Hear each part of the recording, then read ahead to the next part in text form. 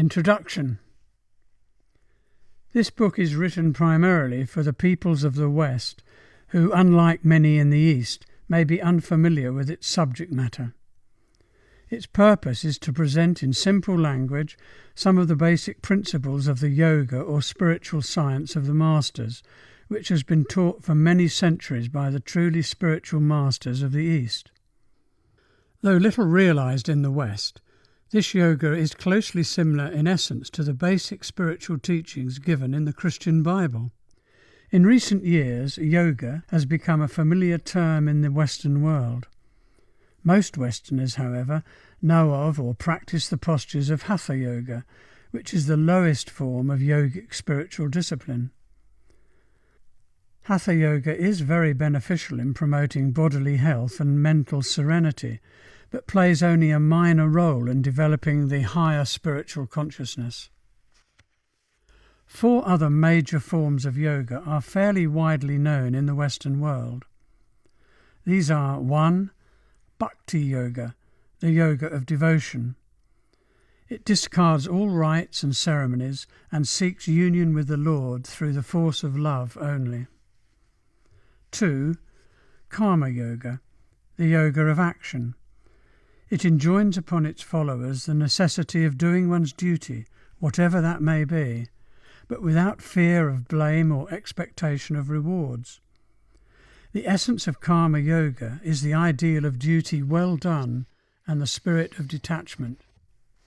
It rejects the idea of renunciation and insists that one plays one's part to the fullest extent without looking to the fruit of actions.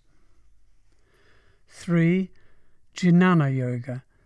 This yoga seeks to concentrate and still the mind by easy and natural methods of mental discipline and control. The emphasis is upon the mind rather than the body. 4. Ashtang or Eightfold yoga, also called Raja yoga, the system described by the ancient Indian sage Patanjali. This is a comprehensive system of yoga training, which embraces both physical postures and mental disciplines. Many of its devotees rise to relatively high states of spiritual consciousness.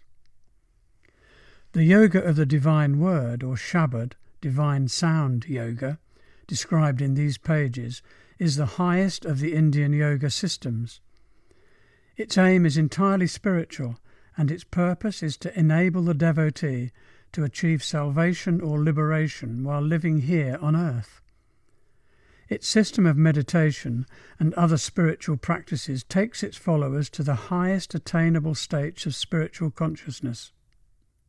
Nothing contained in this book is the mere opinion or idea of the writer. He makes no claim for himself and takes no credit whatever. Every fact presented and every statement made is taken from the teachings of the masters, who speak not of what they believe, but of what they themselves experience and see and therefore know at first hand.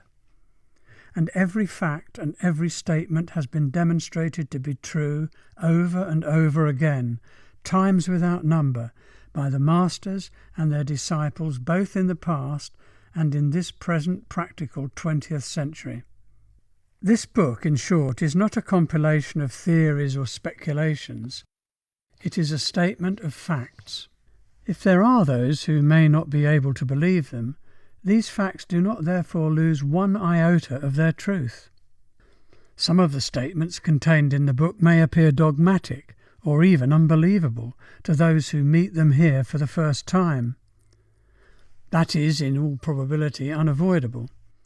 But in studying the teaching of the masters, it is urged that, for the time being at least, the reader should try to divest himself of all prejudice and adopt an attitude of open-minded inquiry. He should not shut the door in his own face by assuming in advance that there is nothing new to be learned. For most of us there are yet many things in heaven and earth not dreamed of in our philosophy. Man, in his search for truth, has misinterpreted much, and has often been unwilling to accept anything save that which comes to him surrounded by an aura of ancient tradition. For the most part, people on this small earth are materialistically minded. They have been so taught by precept and example. The concepts of the higher life that are available to them have been so vague that often the teachings have been rejected when, at the same time, there has been a deep desire for knowledge of how life should be lived to fulfill man's destiny and the Creator's purpose.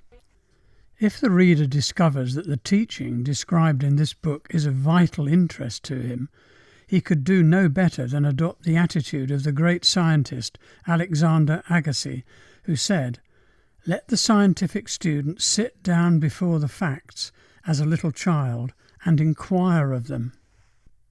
This is the necessary attitude, and it is welcomed by the masters.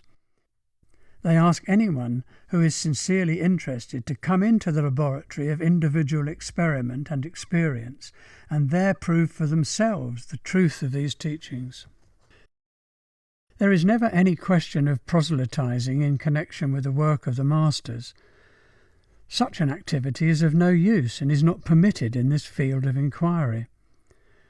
But those who are not satisfied with abstractions and speculations, who've been searching for specific and practical guidance in spiritual matters, and who feel that there must be something more to be learned than is obtainable from present-day religions or philosophies, may find what they seek in the spiritual science described in this book.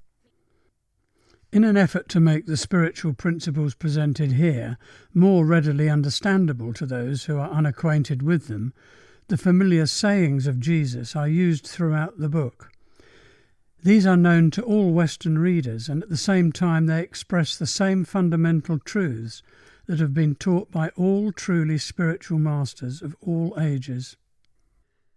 The meaning of these truths is then discussed as they have been explained by past and present masters of the East. It will be found that their teachings and those of Jesus are essentially similar. Many of the sayings of the Eastern masters are included as of interest to the reader, and because many Western students have found it helpful to see the truths given by Jesus stated in the terms used by other great masters. Included among these are a number of statements quoted from the Adi Granth, which is the scripture of the Sikh religion. Though little known in the West, it is one of the world's most remarkable holy books, containing numerous illuminating discussions of true spirituality and the methods by which it is attained. The Adi Granth was compiled by the 16th century master Guru Arjan Dev and some of his successors.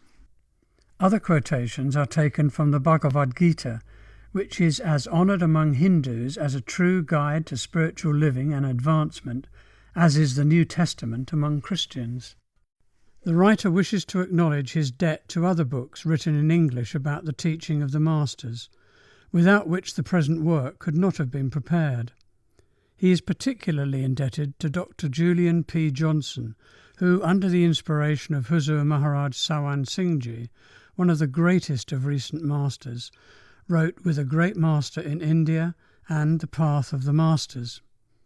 Other works that have been of special value include Spiritual Gems, a collection of letters by the Master Sawan Singh, Light on Sant Mat by the Master Charan Singh, Sarbachan, Prose, or Essence of the Teachings by the 19th century Master Huzur Swamiji Maharaj of Agra, who in this book is called simply Swamiji, the title by which he is known today in India, and Mysticism, the Spiritual Path by Lake Raj Puri. Joseph Leeming, 1963.